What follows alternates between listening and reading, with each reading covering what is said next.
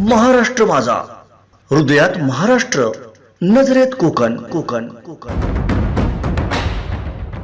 कोकण आणि महाराष्ट्रातील न्यूज अपडेट्ससाठी लाईक करा, फॉलो करा आणि सबस्क्राईब करा महाराष्ट्र माझा डिजिटल न्यूज चॅनल.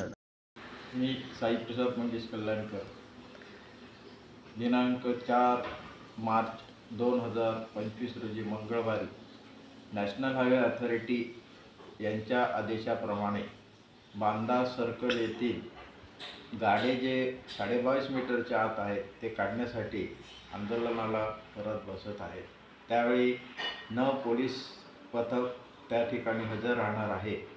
हे आंदोलन आहे ते लोकांना ॲक्सिडेंट होऊ नये यासाठी आहे आणि पथनातिकर्ते नियमाप्रमाणे जे स्टॉलवाले आहेत त्यांनी शासनाचा कर जो आहे तो भरून रेग्युलराईज करून त्या ठिकाणी मानाने धंदा करावा अशी माझी इच्छा आहे.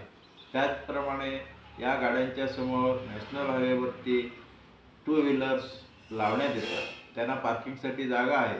त्यावेळी RTO यांनी त्यांना समज देऊन पार्किंगच्या ठिकाणी गाड्या लावाव्या आणि न लावल्यास मात्र त्यांना RTOकडून फाईन केला जाईल.